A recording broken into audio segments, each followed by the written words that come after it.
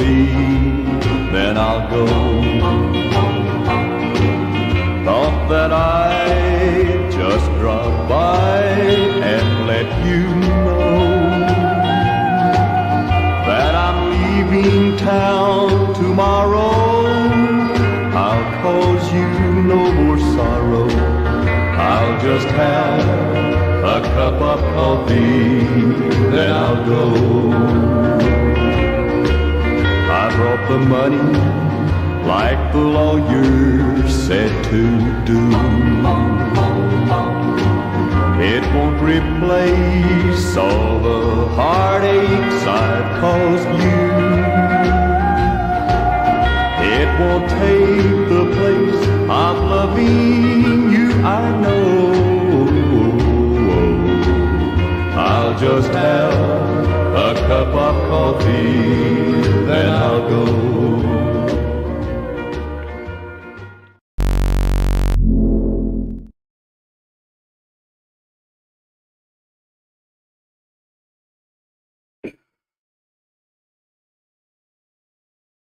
Good morning from Armenia, Colombia. It's a pretty nice day considering it's been kind of humid and just rainy. I mean, not as bad as they've been getting it in Ecuador. It's pretty bad over there, but it's been a little rough. It's been unusual, a lot. So, but it looks like a nice day shaping up today.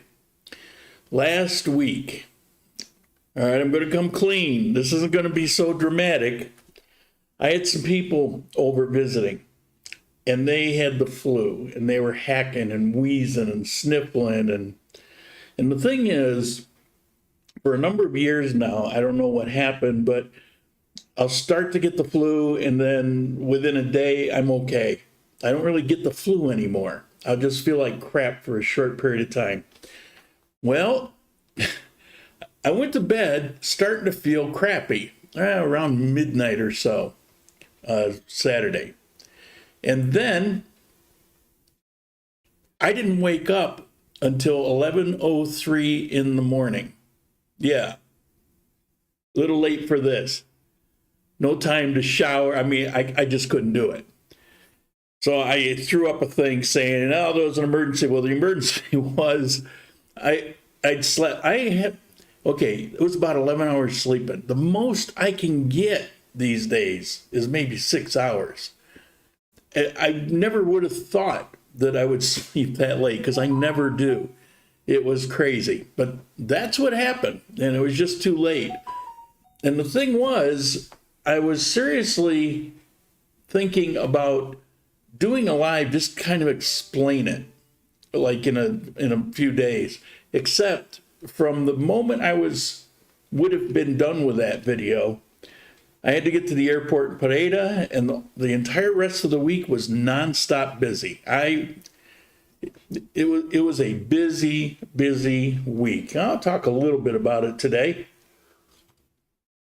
Yeah, I had to go to the airport, pick up a very nice family. It was very nice meeting them, spending a little time with them, husband, wife, and adult son. And it was pretty cool. We did some different things, and that was nice. One of the things we did was we went out to Tapao, that little village, and I walked through and I videoed some of it. I'll put that together in a video sometime in the next week or so. Awesome little town.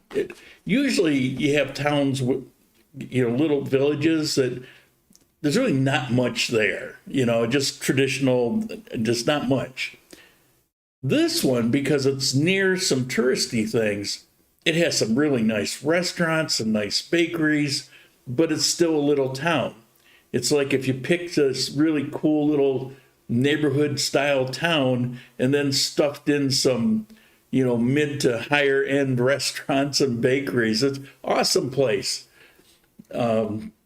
All in all, I met up with a total of 4 people this week, kept me pretty busy, but I also had to do the car registration thing.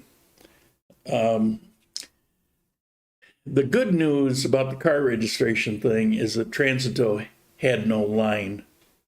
It was awesome. And I had to go back in 2 days after, and again, there was no line. I don't know if you remember after COVID, when I was getting my driver's license taken care of, the line was wrapped around the block.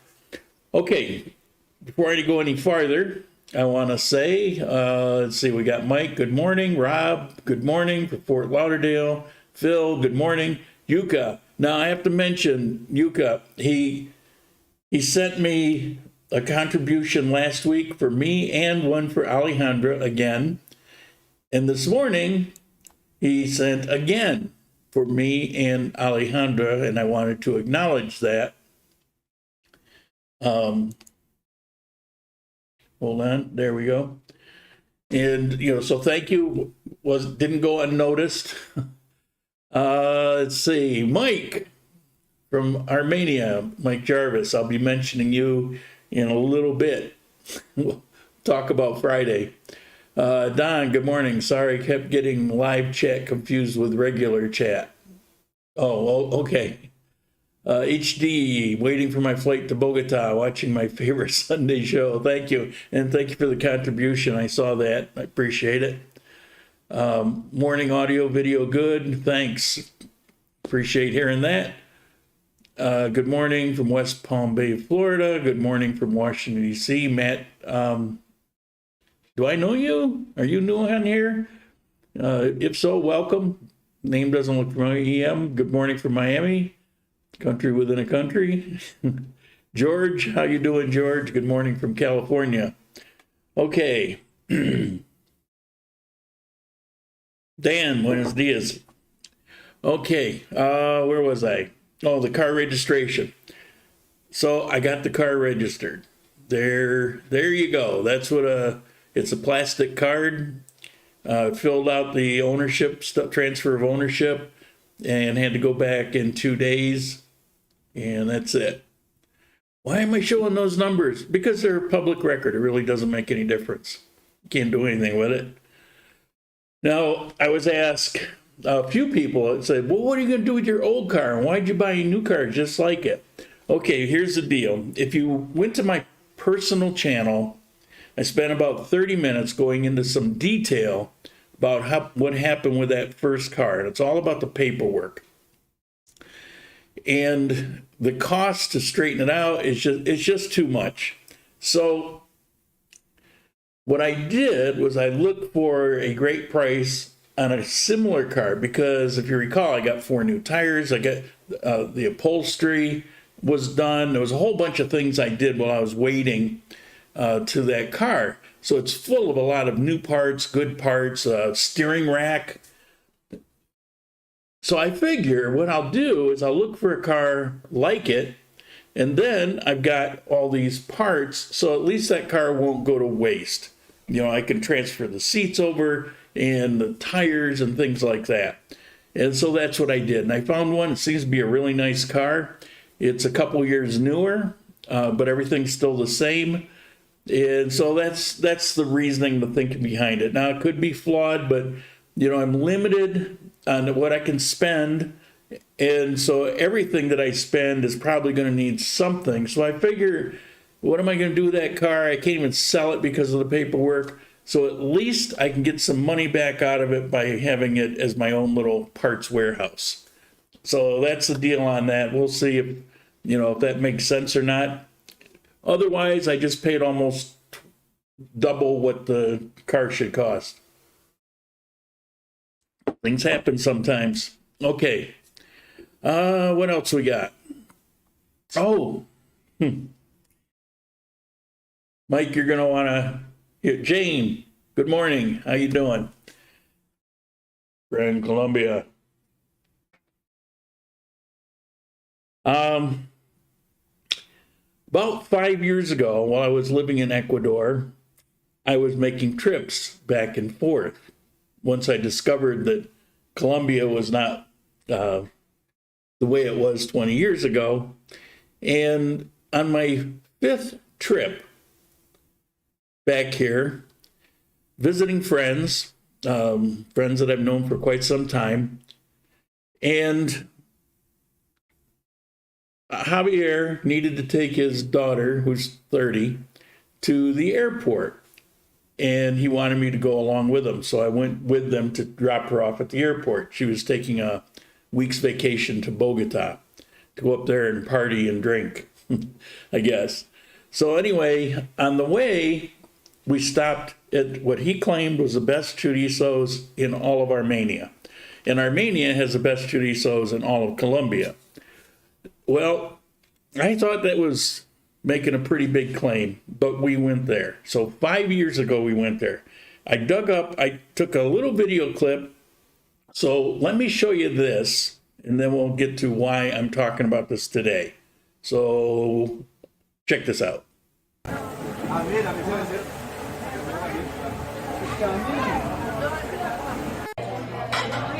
Say hello. Hello, What's your name? Ahmed Rahanis Abdallah. We already know you, but we didn't say your name. Janet. All right. And what's your name? Hello, Javier. Dad, sister, brother. And we're here going to have chorizo that I've been waiting 15 years to find.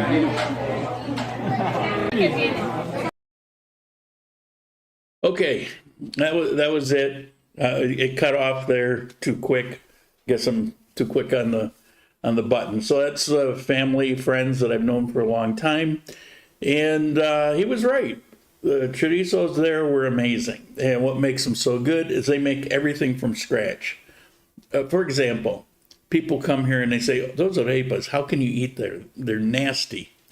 Well, all the ones that you get out, unless they're homemade, they're pretty nasty. They taste like, I don't know, cardboard or something. They're just terrible. But arepas are actually good if you can find them. They make them by hand. They make empanadas by hand. Everything they make by hand. The chorizos, they make those chorizos themselves. And they are really good. They're really good. So I've been back here 4 years, right? And I haven't been able to find this place. Victor, thank you. Thank you, Victor. I gotta get an email off to you. Things are going good. So it slips my mind every once in a while. One time I messaged Javier, "Where's that place?" And he wasn't sure what I was talking about. And then I forgot about it again for a period of time. But I've always wanted to know, where is this place? And I'm always looking for it. So anyway, I go to look at the car, the one that I actually bought. I looked at a couple others, but I go to look at the one I bought. It's on the corner across the street from the chorizo restaurant, which is on the corner like I say, across the street. There it is. Now, it was different. The sign's different. There were a lot of different things about it, but I recognized right away, this is it. This is the place. So I asked the guy, what time they open? He goes, "Well, they open at 4. All right, awesome. So I plan to go back there. And as a matter of fact, he helped me a lot with the transfer, and he didn't have to do it. So I told him that it would be my treat. Buy him a couple chorizos, which it's not very expensive. And so we met up. We were to meet up Friday at 4 when they open. I like to get home before it gets dark. And I was driving a car. It was my first, outside of around the block a few times, it was my first drive across the city. So I show up at 4 o'clock. They actually don't open it until 5. So I go in and I'm having a good time with the ladies there. They're making all the food and getting everything prepped, and we're joking around, and they were laughing at my terrible Spanish, and I was making fun of them. And I'm digging, I found the old video and I showed them that, and they just thought that was just so cool. But I decided, I invited Alejandra. Her cat was sick again, so she was at the vet, and I invited Mike Jarvis, who was here in this message. And so he showed up. They don't sell beer anymore, and I wanted beer with it, so I went to the little tienda across the street, down a few doors, and bought cans of beer and brought them back, put them on the table. They don't care. Down here, they don't care about that kind of stuff. And ordered up all the food. And here's this clip.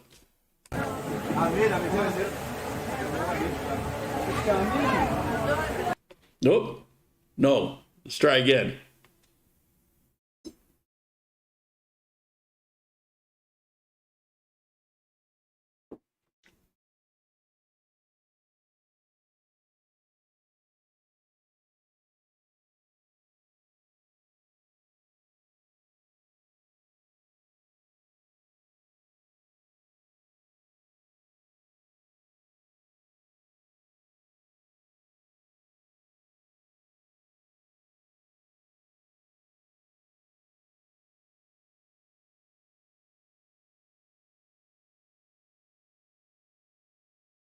And it was awesome. What a difference it makes having things that are homemade. Mike says, I can't believe it. These are the best empanadas I've had in Colombia.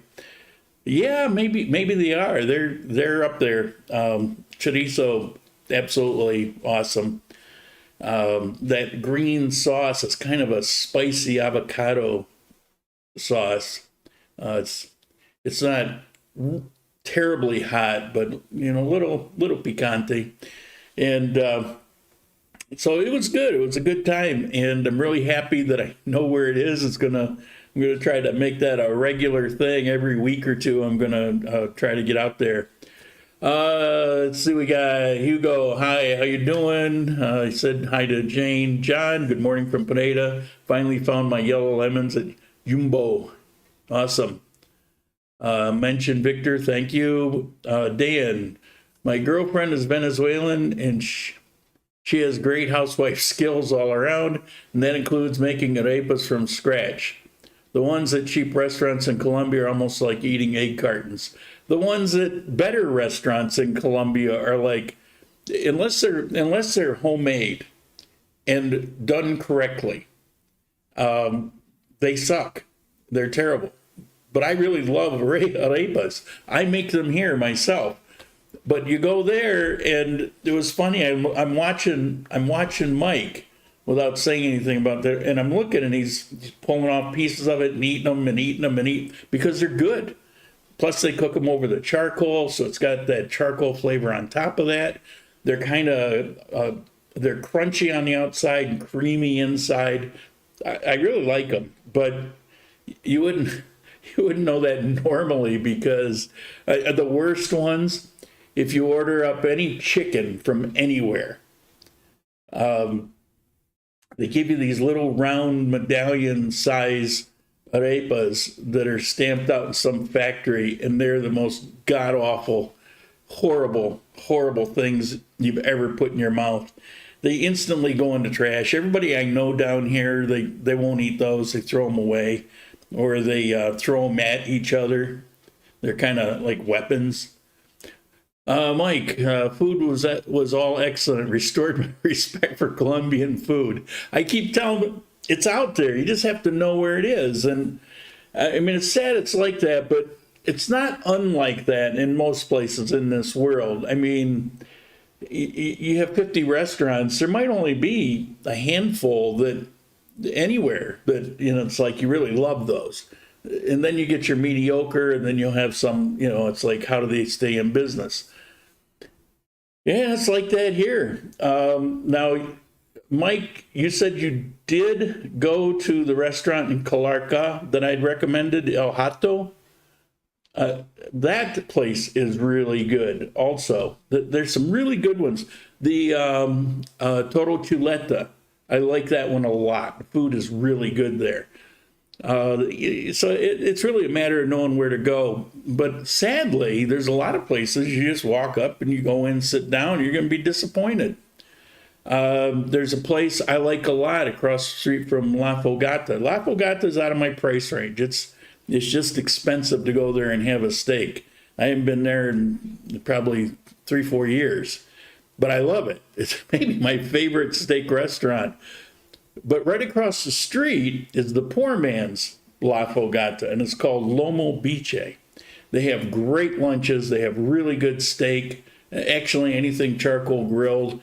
And, you know, so you just have to get to know these places. But when you're hunting around searching, you're gonna have a certain amount of disappointment. I mean, that's just how it is anywhere.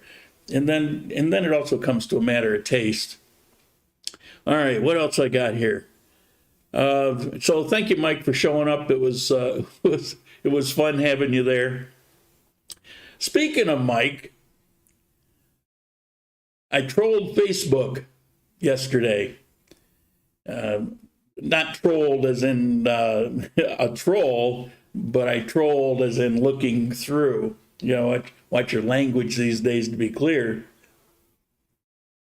And I ran across a post that Mike put up at one of his Spanish classes with Alejandra. So I thought you guys might want to see what they do in these serious Spanish classes. Roll that tape.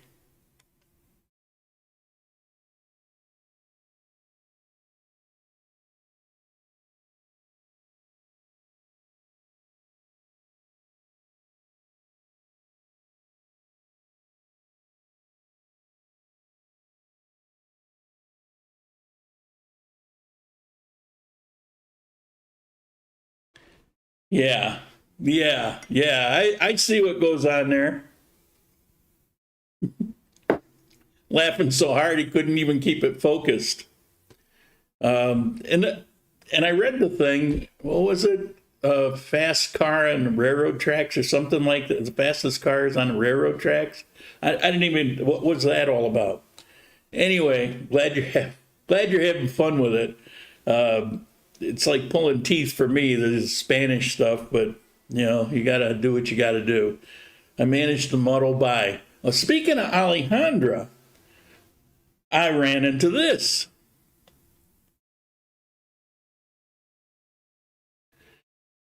Now they went to the what do you call it? The botanical gardens in Calarca, where they have all these butterflies in this huge thing, and it's a big place. It's hard to describe. It's just the heart of nature, little walk bridges and streams, and it's a very cool place. And she took some people over there. I think, Mike, you were with her on that. I'm not sure. And somebody snapped this picture, and it's an awesome picture. So I thought I'd show you guys. So there was that. What else we got? Good morning. What is the name of the chorizo restaurant? Hell if I know. Chorizo Restaurante. I could send you the address. It's in La Costilla, the barrio. Nice little barrio. Unfortunately, there's no greenery. But you know, Mike and I were talking about this little village named Tapao. I love it out there. I might even go take a year's lease out there one of these days. I don't know. We'll see. There was no sound. Really? Really? Oh my goodness. All right. I don't know if I want to let that stand. Let me take a look at something here.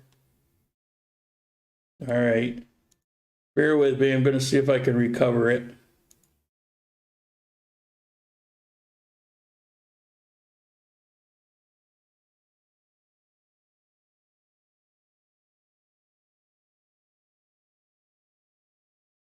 No sound.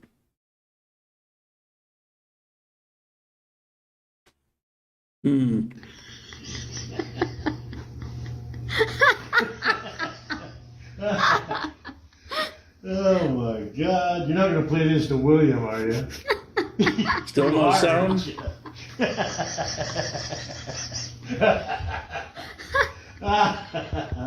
No. It's showing the sound here, but I had that problem with the intro a while back. So if you didn't get any sound the second time, It's unfortunate. They're laughing hysterically, and it's kind of entertaining, but you have to have the sound. Yes, there's sound in one ear. Okay, that's really bizarre. I don't know. Got it now. Okay, well, that's good. I don't know.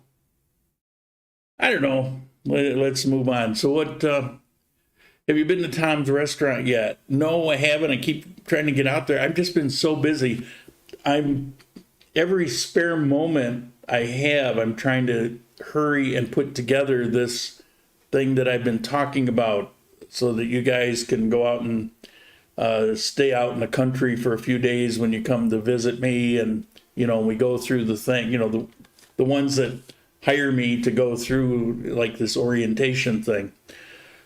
I will ask some of you, if any of you plan on coming soon or to do something with me, if you'd be interested in this idea of getting 3 people together to do a seminar so I can charge a lot less. I'm not quite sure where to go with that, and I haven't said much about it because I've had all these other things to deal with, but I'm getting close, and I think I'm only a few weeks away from being able to offer that. So if you know anything about, you know, what your future is, drop me a line, let me know. Plus, some people wait till the last minute, and that doesn't work out real well. I've had to tell a number of people, they say, okay, I'm here. Can we get together for such and such? It's like, I stay pretty busy, so it often doesn't work out that way. Oh, speaking of, I just got this thing. It's good for, I think, the next 6 days, 7 days. That travel insurance deal, right now, if you go to the link that is in the description, it's 15% off. Normally with the link, I think it's 5%. Only until April 10th. So if you're doing any traveling and you want the travel insurance, it's there. It also works really well for a couple months if you're getting the visa and you need something to cover until you got that cedula in your hand. So there's that. What do we got? All right, let's make this official. Nate's asking your questions. Remember, 4 question marks first, then ask the question. Now, do you hear that? Okay. Yeah, so we got, all right. We got questions here. Got it now, good. Thank you, Bill. Can you explain how to read addresses in Armenia? For example, here, house, street. Yeah, I could never understand. It's actually pretty simple. If I just explain right now, it may not be very effective, but maybe that's something that I can prepare and put up a slide. But you basically have roads with 2 names. Now, you have other names. You have roads like Avenida, for example, but it's not really used in addresses. For addresses, you've got Carrera and Calle, C-A-L-L, Calle. So you got those 2. And no, they don't always run north and south for one and east and west for the other. Depending on the city, it can be different.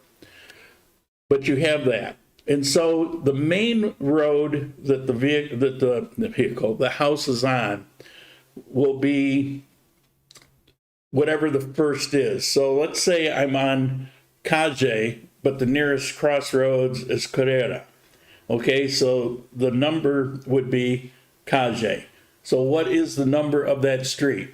We'll say 15. So Calle 15. Okay, so Calle 15. And then what's the nearest cross street? Carrera 14, 14th. Carrera 14th. So it'll be Calle 15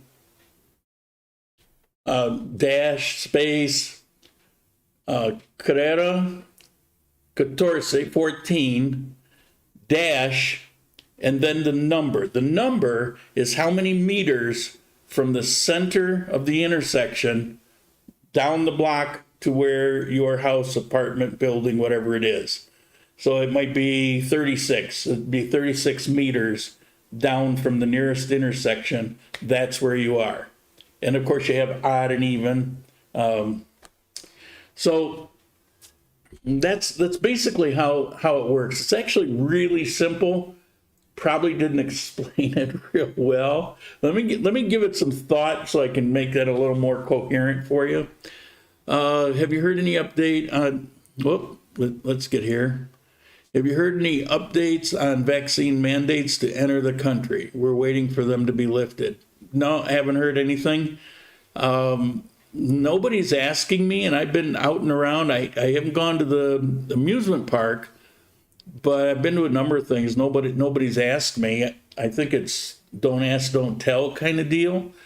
But I think flying in, it's still a thing. And I believe that the coffee park, for example, is asking, but I'm not sure. There was one thing I went to where they asked, and I said no, and it's like, okay, no problem. So I don't remember what that was, but there was something, and they asked me, like they're supposed to, but then nothing happened. I went to Transito, that's DMV.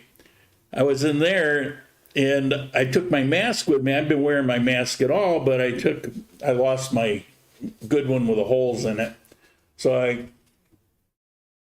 I took this with me, and I go in there, and almost nobody was wearing them. People working there, people walking, nobody was wearing them. It really surprised me. The only place in weeks that I've been asked about a mask was in the big mall, Portal Candio. I was in there, and security came over and said we're supposed to be wearing a mask. And so I put the mask on and wore it just like everybody else here. You know, and you know what? This satisfied security. Tell me. Well, it's such a bad joke, but that's how that goes. There hasn't been any updates. I've been looking. I looked yesterday and this morning to see if there's been any changes, and there hasn't been. Me too, waiting them to be lifted. Yeah, I don't know. You would think after the CDC released the information basically saying that the vaccine will lessen your natural immunity. I had somebody go crazy in the comments telling me I shouldn't be spreading these, false political accusations or whatever. It's not political. CDC said this. I was just repeating, they came out and said this, that your natural immunity is good for about a year, whereas you have less immunity and for a shorter time with the vaccine, which they estimated, if you're lucky, 3 to 6 months. And if you're getting the boosters, it can actually work against you. That's their report that came out about a month ago. So, I'm sorry that triggered you, whoever that was that, sent the little nastygram to me. I don't care. Take it up with them. YouTube didn't block the video. I wasn't making any bogus claim. All right, travel insurance is a must. Ooh, I fainted and crashed through a shower door in Cuenca. Forehead split to my skull, 4 inches long, plastic surgery needed. Mount Sinai Hospital. I know that hospital. I was in Cuenca. Wonderful care, wonderful surgeon. Healthcare in general in Ecuador is horrendous. And I wouldn't go to a hospital unless I absolutely had to. But if you're going to go to one, you went to the only one that I think is reasonably decent. But their insurance is a nightmare and perpetually bankrupt. New wedding band. Yeah. I can show you this. I don't wear jewelry at all. I was in Finlandia in that little artisanal shop that I've showed a few times in videos. And I saw these and I said, that's pretty cool. And I don't have tattoos, I don't wear jewelry, but for some reason, I just thought it was kind of neat. It was all black, and it's kind of losing some of that color. 5,000 pesos, $1.20. So I splurged and I bought it. I don't know what it's made out of. It's got these inserts. I figure for $1.20, the work of, well, I don't think you can see it, but those inserts that were actually cut into the thing and whatever was inlaid into it, and it's all the way around. Somebody put some effort into it, so I bought it. Okay, where were we? The current requirements to enter the country is set to expire the end of April, so it depends entirely on whether the government renews it. That's good to know. How do you know that? I haven't seen anything like that, but that's awesome. Oh, the emergency thing that's set to expire in general. I didn't know that this applied. But I know that there's a lot of bills that you haven't had to pay. They'll come due, but you had, for example, if people were struggling, lost their job, they didn't have to pay their health insurance, for example. It wouldn't be canceled on them, but that's coming up. That's going to expire soon. I don't know. I'm assuming they have to pay the back money, but I don't really know. Super Maxi was still checking vaccination cards 10 days ago in Ecuador. Yeah, Ecuador has been harsh. Way stricter than here. Most of the USA has been much stricter than here. Even when they've passed certain things here, the compliance, it's kind of been negligible in a lot of ways. Since the middle of last fall, I've felt that I've really had no restrictions with the exception of occasionally going into a mall and being asked to do this. But even then, you know, it's like you play that game. I don't know why they don't care if you do that. It's lunacy. Okay. Side note, what's the best coffee exported to the U.S.? I don't know what's exported. I would say I really like the Cafe Candio coffee, but you've got about 20 different types of coffee, different farms, different roasts. You've got all kinds of things to choose from in there. So you almost have to go to a Cafe Candio and just start doing a taster thing and then find out what your best is. I don't think my favorite, Sorrento, not Salento, Sorrento with double R. I don't think, or should I say Sorrento? I don't think that's exported, but that's my favorite coffee. Very nice band. You know, it's real simple, but I don't know. It caught my eye, looked really nice. You're married. Nope, not. Had emergency care this week. Thanks to Alejandra for her help. Much appreciated.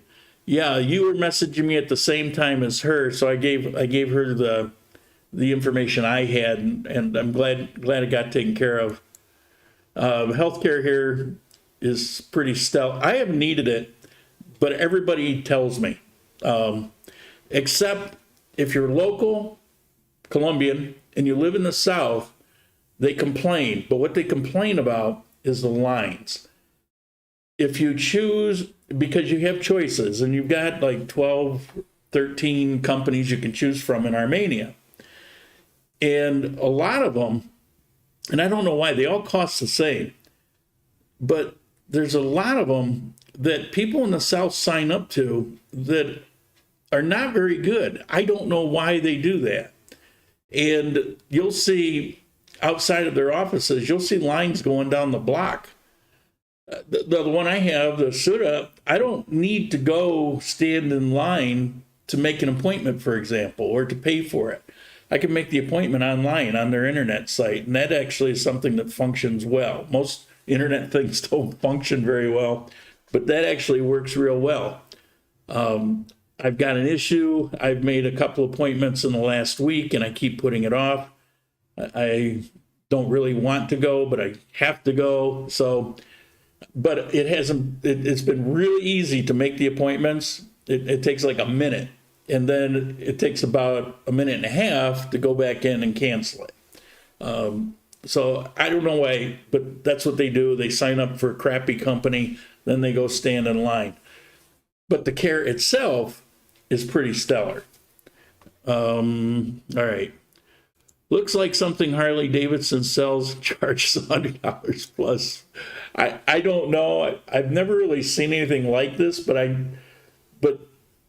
that's probably because I never look for anything like this, because I'm not a jewelry kind of person. I surprised myself that this caught my eye and made me want to get it. I don't know. I honestly don't know what that's about. I thought about it later, said, why did I do that? And the only thing I could think of is I go through that place, well, not a lot, but I've been there a number of times. And I never buy anything. Usually it's like I'm taking people to see it. And maybe I figured I should buy something this time, and 5,000 pesos was in my budget. But that wasn't my thought when I got it. It really caught my eye. But afterwards, I think maybe that had something to do with it.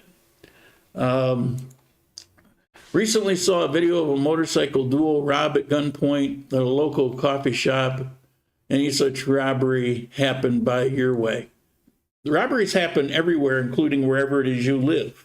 I don't know where you live, but I guarantee robberies have happened in the last month there. They get sensationalized in Medellin. But crime is up, and the most popular robbery crime in Medellin and Bogota is two people on a motorbike. But if you look at those crimes, there's almost always something surrounding it where you can have a takeaway, and you could see, well, if I don't do certain things, then probably won't happen to me.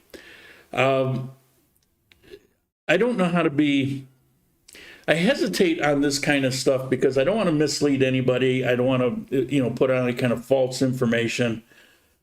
But this is about as safe a place as I've ever lived in my life.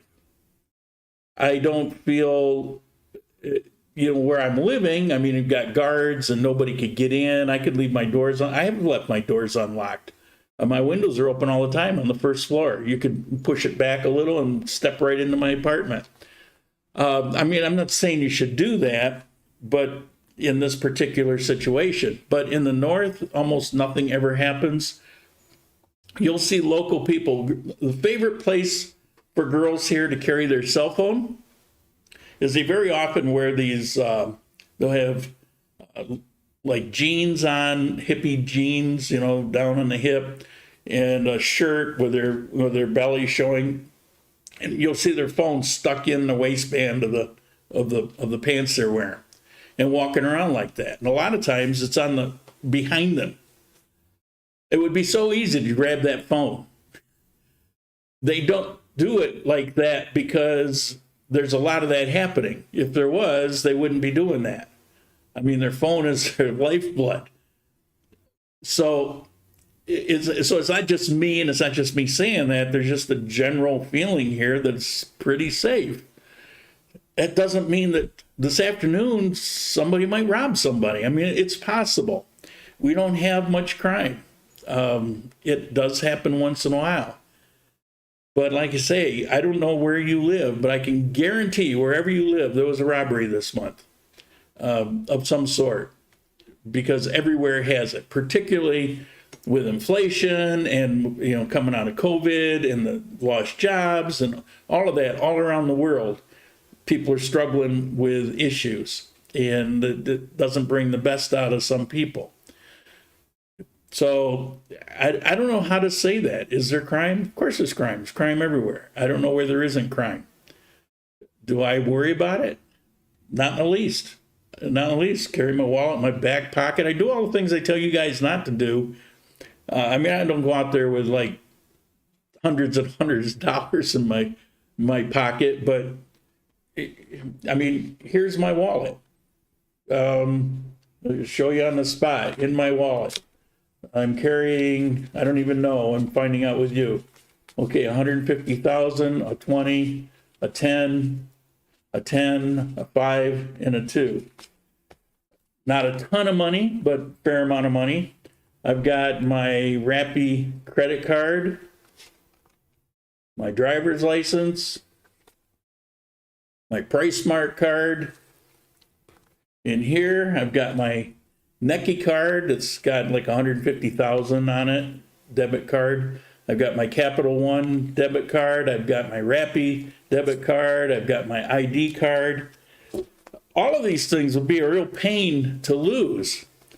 I'm pretty careful with it. It's like it's not going to slip out of my pocket or anything. But I tell you guys not to do this. What I tell you is get one of these deals. This came from Mike. And this goes through your belt, and this slips on the inside of your pants, for example, so it's kind of like out of sight like that. And in here, you can put your ID. If you're visiting, don't carry your passport.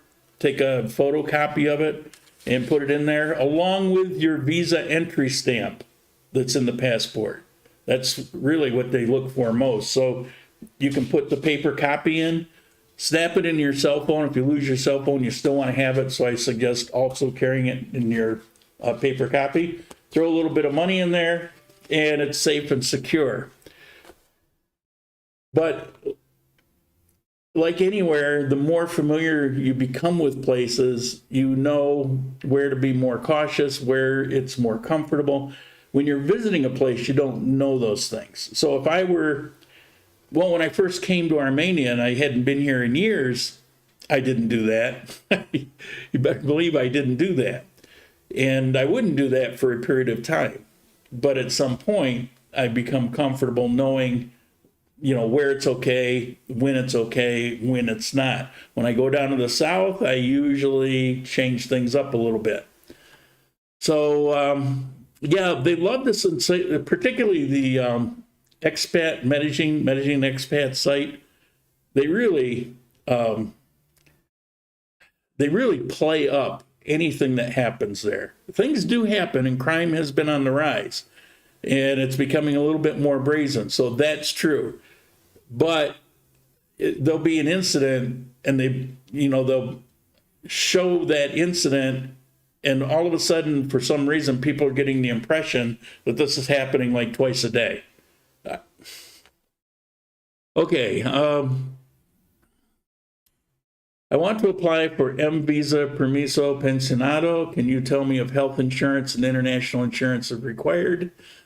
Yes. You want to have, well, like the one that I put up there, something along those lines for 2 months, because if you do it right, you'll have your visa and cedula within a month or so.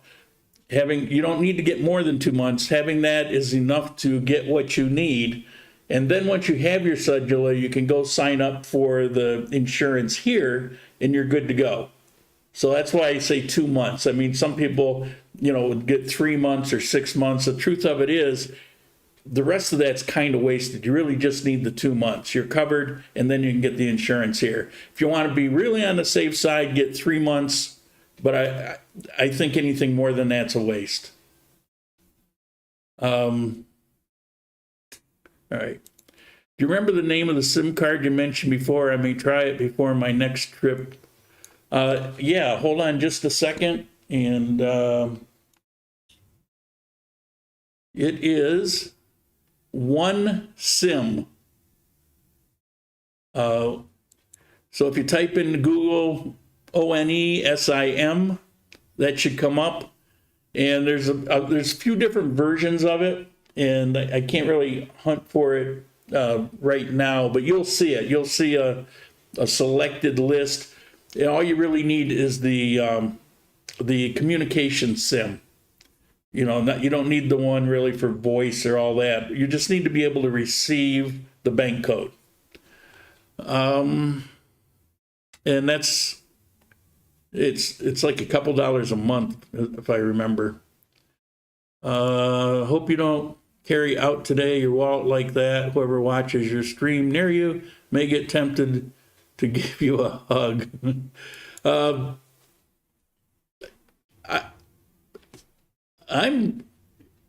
Look, I've been to 30 different countries. I've traveled all over. I've lived in 3 countries outside of the United States 3 years or longer. I'm not a rookie at traveling, and I'm not saying you said that. I'm not getting at you, but I'm explaining. I very much understand how to be safe when traveling. And there's a big difference between going to a place that you're unsure of and a place that you're living day after day after day. I go out, I walk down the street, I actually recognize faces. I know how things operate here, just like where I've lived before. But when I'm in the U.S., if I travel, let's say I go to Omaha, Nebraska, you better believe I'm handling things and I'm more cautious and aware of my surroundings than I would be if I was in Bristol, New York. So you have to take that into account. So just because, you're seeing that, when I was first coming to Armenia, I sure didn't do that. It was after I lived here for a while that I began to get the pulse of what's going on, what happens day to day, how are things. And in my mind, if something did happen, what would I do? Stuff like that. All right. Mike, 55 in live chat, only 13 likes, smash the like button. Well, I appreciate that, but here's the thing. YouTube has me so buried. It's really only people that know every Sunday I'm doing this that turn out for it. I don't get new viewers anymore. As a matter of fact, I used to get about 100 subscribers a month. It's not a lot, but that's what I would get pretty regularly. Last 30 days, I got 1 subscriber. One, because I got a buried channel. Okay, you said 2 months. Are you referring to 2 months international insurance? Yes. And then applying for local insurance? Yes, that's exactly what I was trying to get across. And if you're nervous for some reason, you can get 3 months. But anything beyond that, I honestly think it's a waste of time. Does the ring help you sing better? Funny you say that. I swear it does. I swear it does. Couldn't be worse. Okay. Novice man, are you new? I don't recognize that name either. Although sometimes people watch for a year or two and all of a sudden they'll make a comment and never did before. What time is it? Oh, time's flying because I'm rambling on. Got any more questions? Anything else? Anything? Anyone?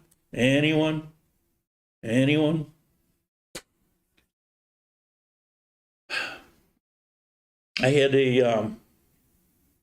don't know if you guys remember when I was living in Ecuador, there was a girl there that spoke English and helped. When people would come visit, I would hook them up with her. His name was Daviana.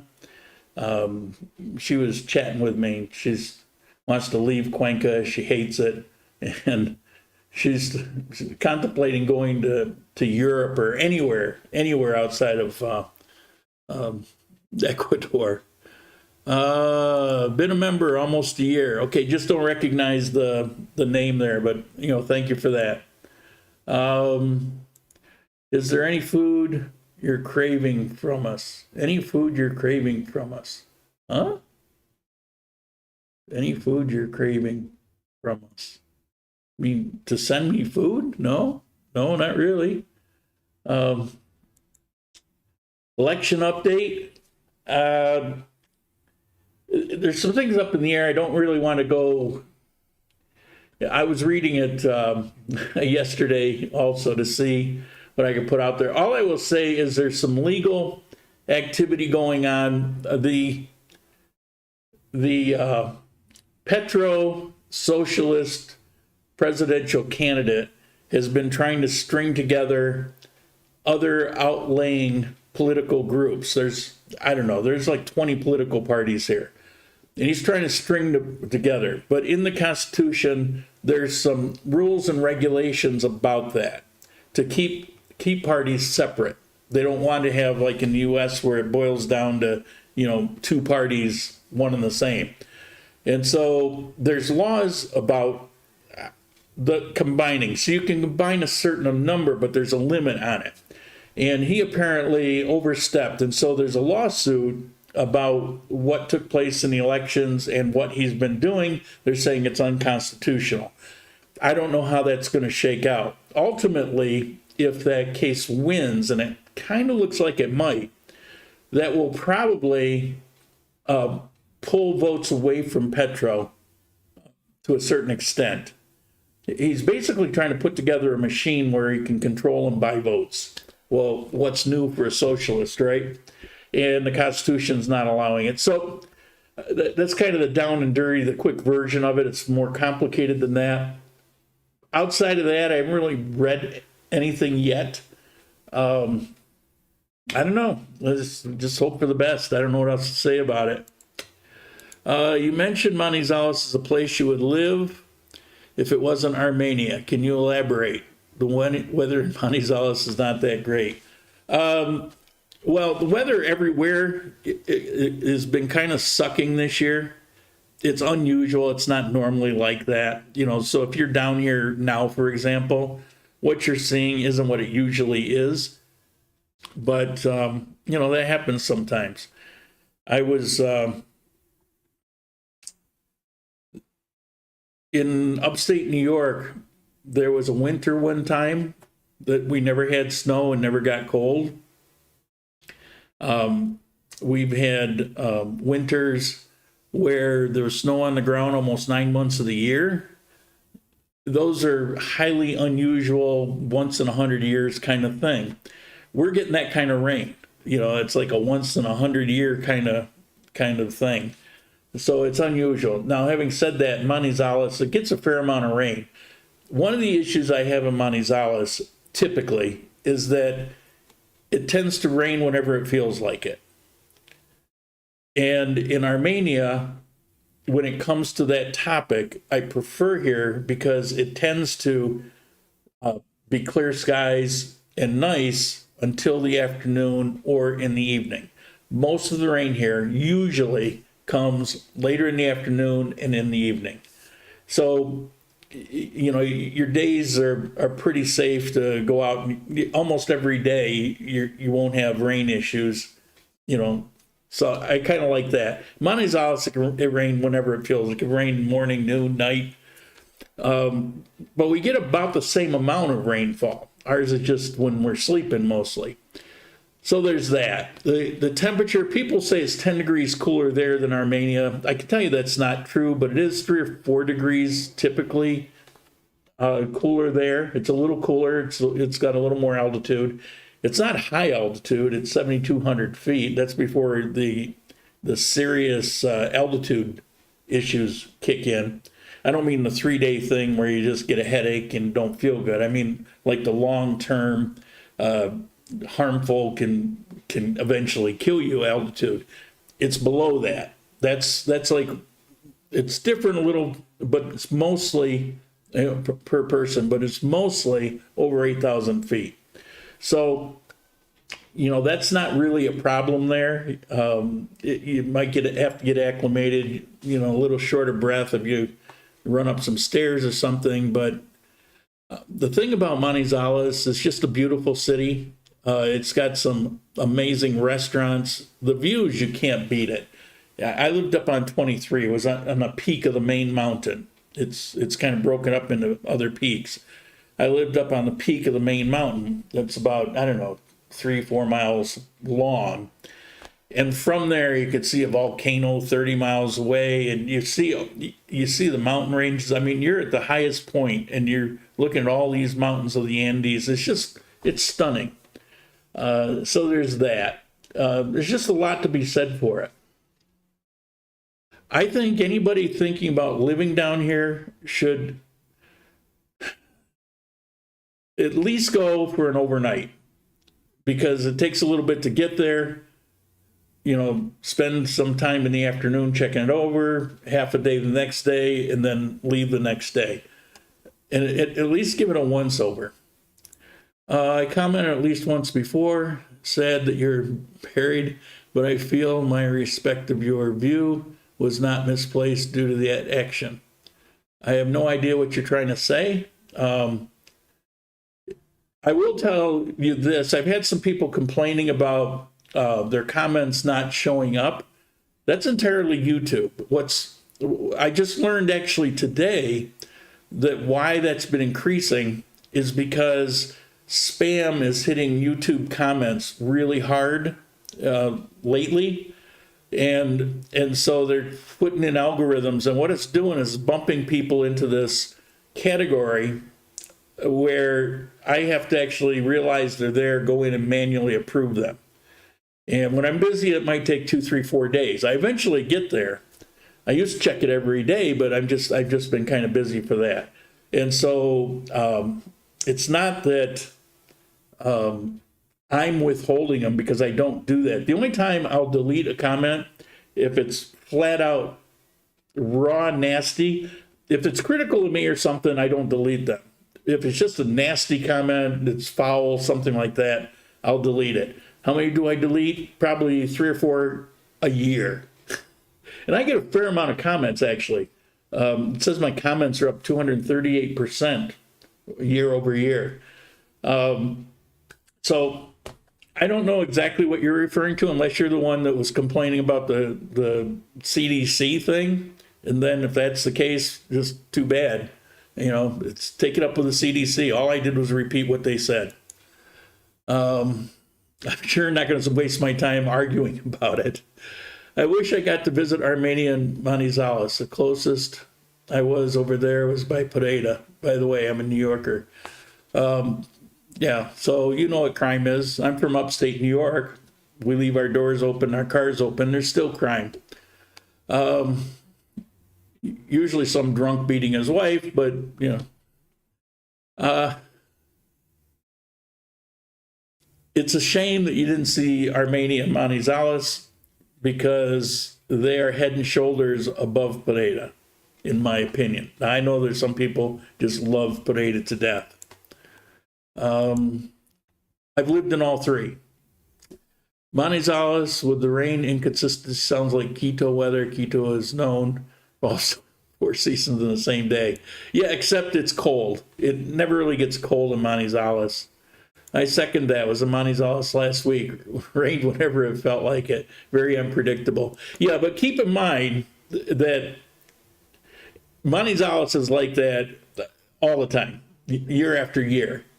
But also keep in mind that all this rain in general is not the norm. For example, if you came to live here, next year you won't see it like that. I don't know what's going on. Well, you know, records come and go. And it's not like in history it's never done this before. It just doesn't happen very often. Is AC a must? No. If you leave windows open for ventilation, do the motorcycles and car horns bother you? You need to choose where you live. I don't hear car horns and motorcycles or traffic. I didn't in 360. Excuse me. I didn't in Provenza, but then I know not to get a place that's facing a main road. I just won't rent a place like that. It could have a building that's facing a main road. I'll see about if there's a place on the back side of it. Everybody wants the view. The view for most places faces a main road. The view of the Bogota side. And I'll tell you, the view is gorgeous, but I see the view every day. I want to have, my choice of apartment isn't for that view. My choice of apartment is for my day-to-day comfort. And that means no motorcycles and cars and all of that. So that's up to your choice. There's no generally everywhere you live is going to be like that. No, but someplace would be, depending. Appreciate your sharing. That's what I'm here for. I am married to a Colombian from Armenia living in the States. I'm planning on moving to Armenia with my family.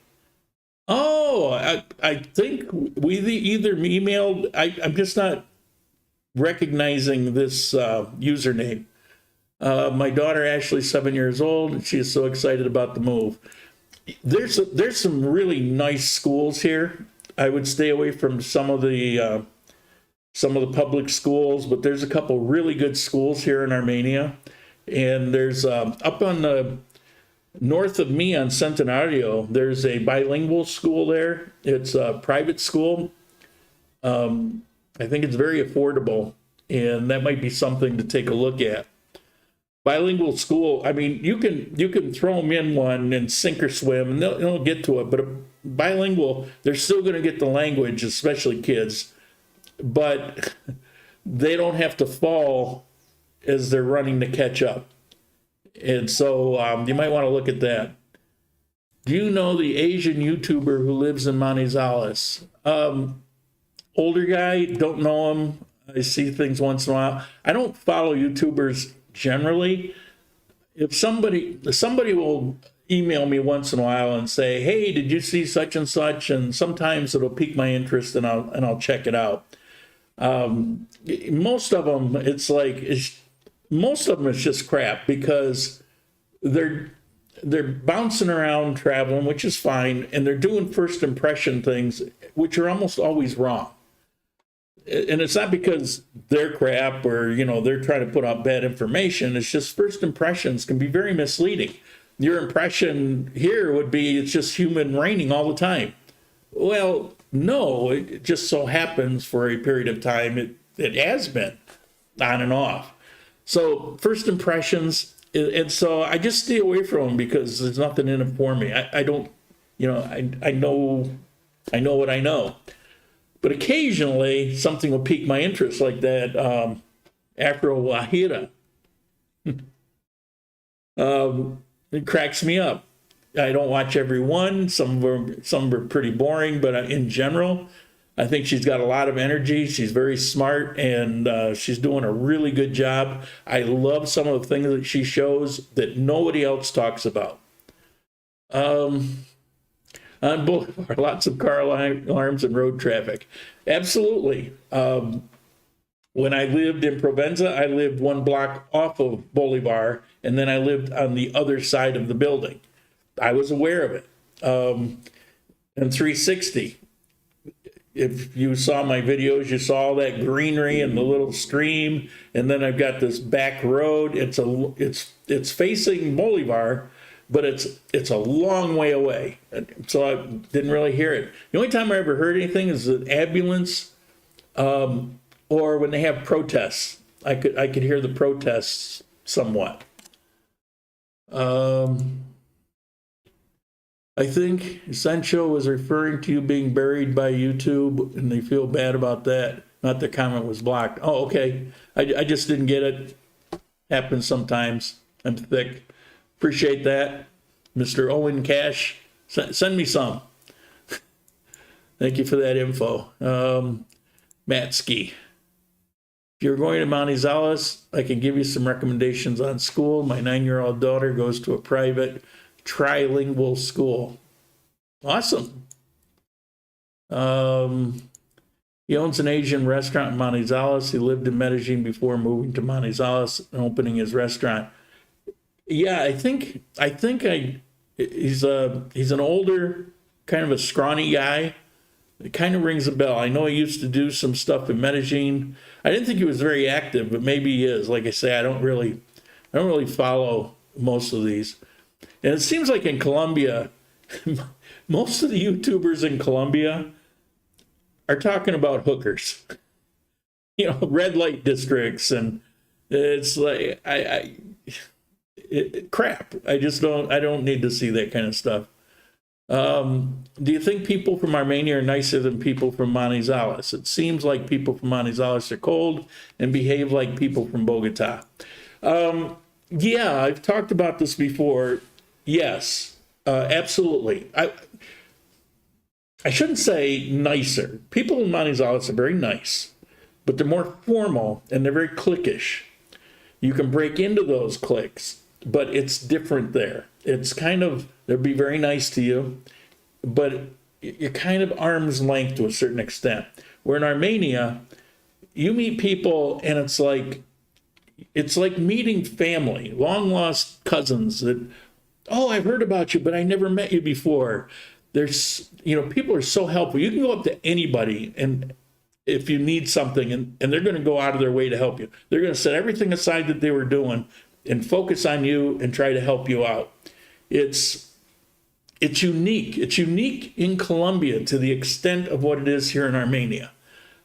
All of Colombia is friendly. The culture is just friendly in general, but it's friendly on steroids here. It's just a very different thing.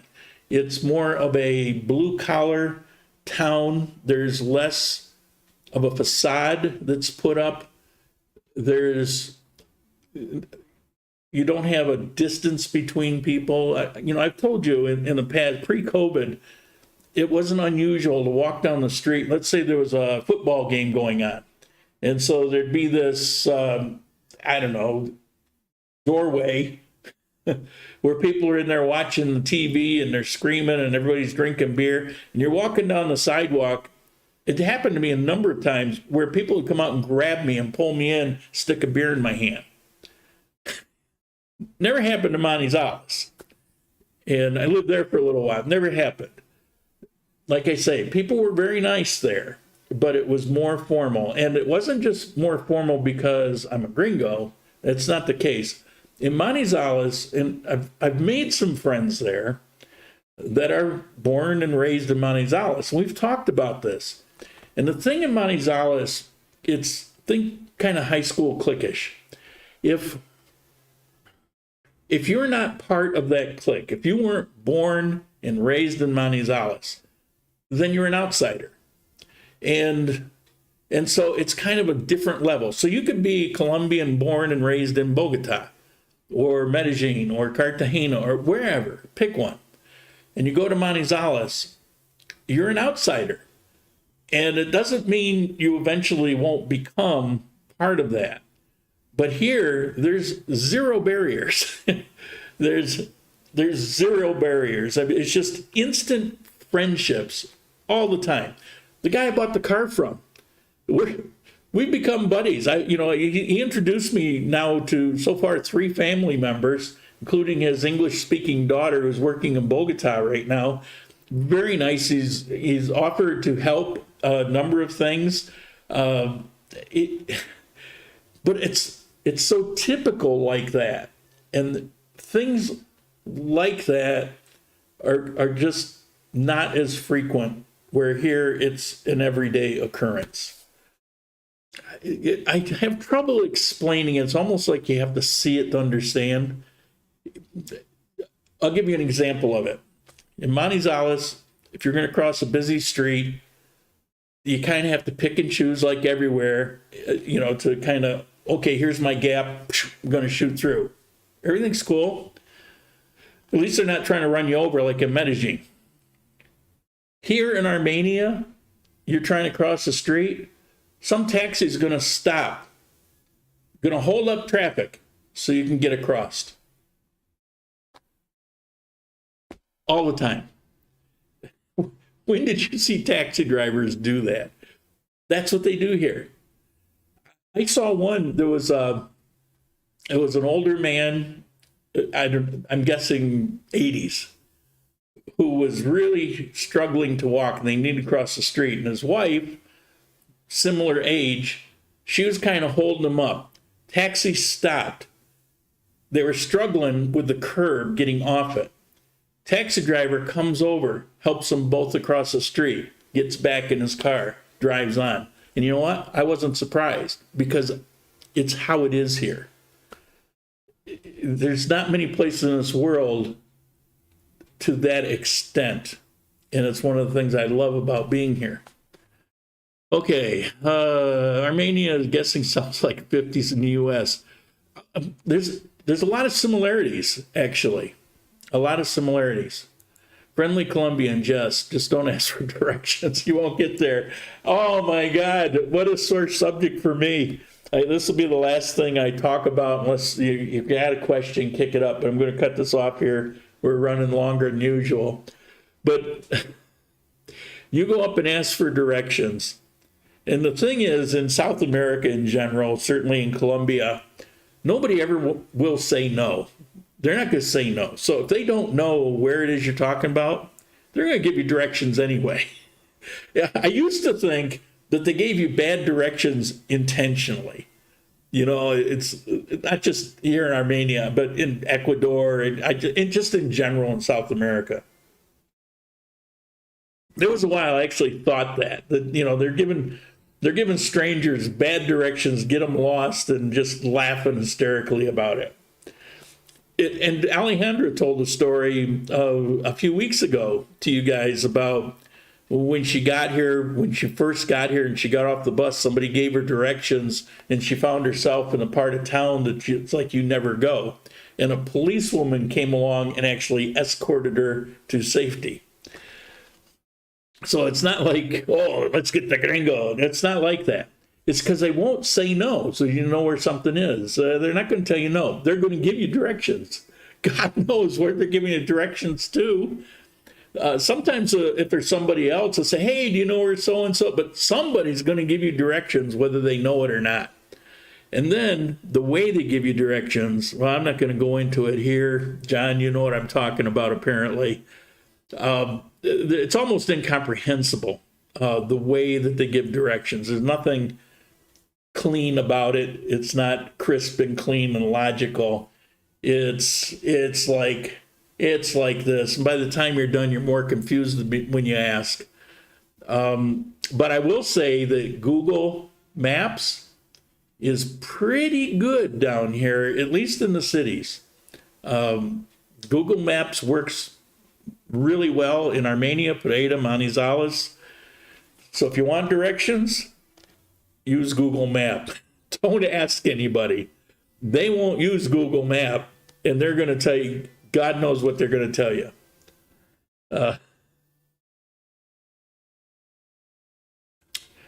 Wes, opposite to most YouTubers, late 20s, engaged in local in Manizales, spiritual guy, dislikes, okay, I don't know, just don't know. Dislikes, yeah, Pareda. I'm not a fan of Pareda, and you know, and I get haters on this. Look, we all have our tastes, so it's not a matter of right or wrong. I'm not wrong about my opinion about Pareda because it's my opinion for me. It's how I feel about it.